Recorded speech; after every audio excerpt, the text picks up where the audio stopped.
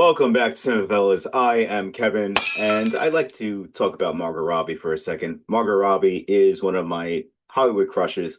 Of course, she's beautiful, but I think she's a very good actress. I love Barbie. I love I, Tanya. I loved her debut film that made her a hit here in America, which was Wolf of Wall Street. She was hilarious in it. But now she has released a film called Wuthering Heights, and it is from Emerald Fennell, who did Saltburn and Promising Young Woman, and it is based upon the novel by Emily Bronte. But before we get into it, let's take a look at a clip of the film.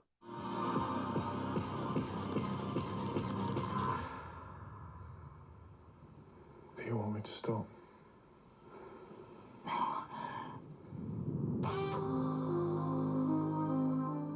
Okay, so I came into this one with open arms. First, I have not read the book. I know I am an English teacher, but there are some books that I have not gotten to. I have started reading it, but I have not read a lot of it, so I'm not really going to make a connection between the two. This is just going to be strictly a review of the film. And yeah, no, nothing comparing that to the book. But anyway, I read online that the movie was not a good adaptation of the book, but I didn't care. I love Emerald Fennell. I think she can take really toxic people and bad people and make them interesting. She did it in Promising Young Woman, a film that I thought Carey Mulligan should have won the Best Actress award for. And she did it in Saltburn, where it was a very fun movie. Yeah, it was about toxic people, but I really enjoyed that film. It is a little nutty. But this movie is crap. And I know I'm a man, I understand the fiery nature of a woman's love, blah, blah, blah. But what I do understand is good filmmaking, and this film is not a well-made film. And here's the story. We have Catherine and Heathcliff, who are childhood friends. Heathcliff was taken in by Catherine and her family. Catherine's father is rich. I believe he was a textile guy, and he made money off of that, but he's also an alcoholic, and their wealth starts to basically go away as the first part of this film progresses. But Catherine basically takes Heathcliff under her wing. She teaches him how to read, how to that matters, basically looks out for him. As they grow older, he starts to develop feelings for her, but since he has nothing, there's not even the chance that they can get together. So he leaves to try to make better of himself. And this puts her in a pickle because, as I said, her father's fortune is dwindling and she needs to be married off to a famous person. And she is older. I think she's like 24 in the movie. So, 24 during that age was like, middle aged probably.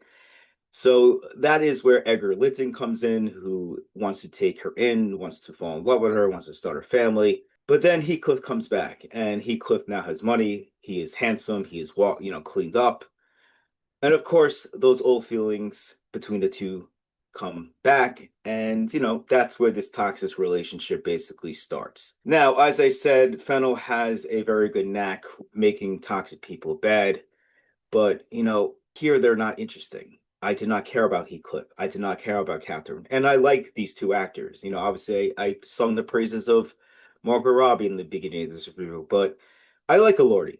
He has been recently nominated for Frankenstein, which I thought he was very good in, but he has an overall sense of an actor that I am interested in following his career. But here he is given nothing. He just looks brooding and, sad or angry, never really brings anything. And the same thing with Margot Robbie. Like, listen, she's I'm careful how I'm going to say this. She's too old for the role.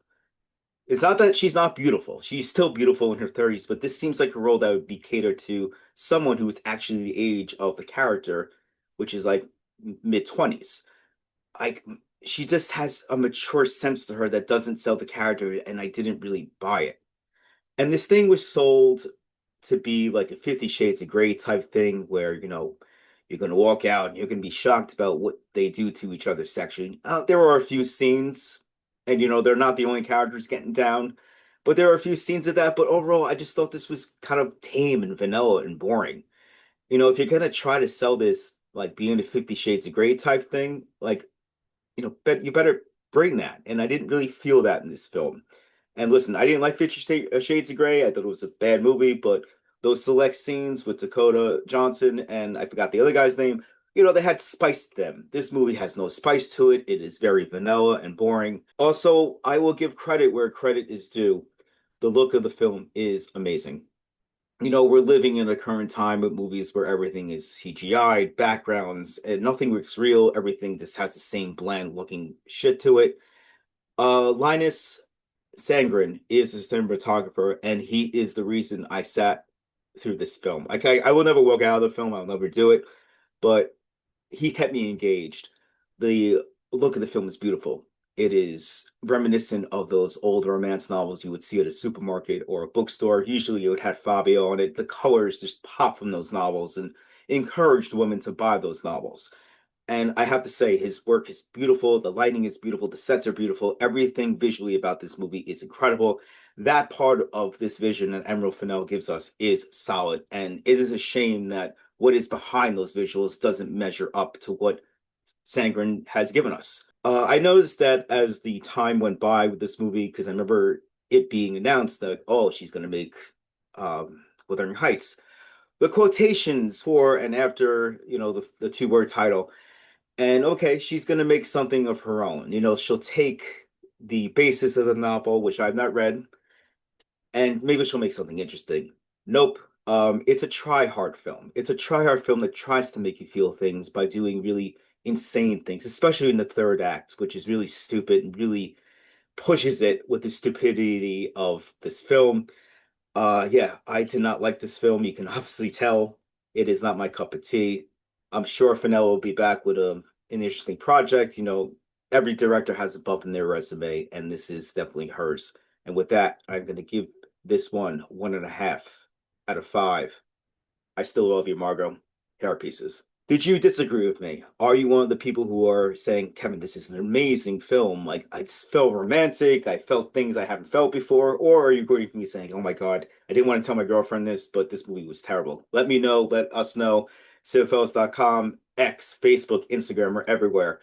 Come back soon. I'm going to be doing my Oscar stuff very soon. And probably another segment with Kevin. But thanks for listening, guys. I appreciate your time. And as we say on the site, I am Kevin, and cheers.